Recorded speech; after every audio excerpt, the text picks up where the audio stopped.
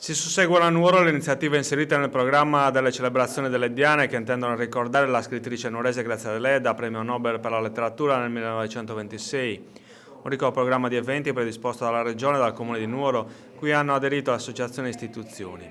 Ieri nel Museo Ciusa di Nuoro è stata inaugurata la mostra bibliografica Parole, percorso tra le opere di Grazia Deledda, promossa dalla Lega Coop e dalla cooperativa Servizi Bibliotecari. Un evento che si affianca alla mostra itinerante che utilizza un bibliobus per raggiungere i capoluoghi di provincia storici.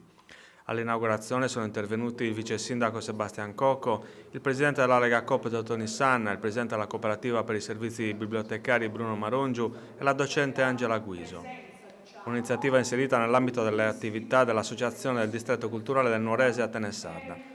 La mostra bibliografica è un omaggio a Grazia Deledda come scrittrice e come donna, ma anche come animatrice di quel fermento culturale che impregnò Nuoro ai primi del Novecento e che fece del capoluogo barbaricino la Tenessarda.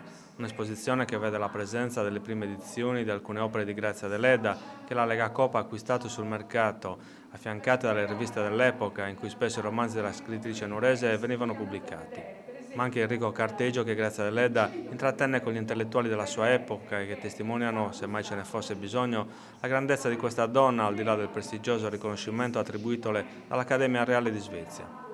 Uno spaccato che interesserà sicuramente i cultori della Deledda e gli amanti dei libri in genere, ma che rappresentano anche la prova concreta dell'impatto che i romanzi della Deledda ebbero nella cultura della sua epoca, con una vasta diffusione tra i lettori di allora.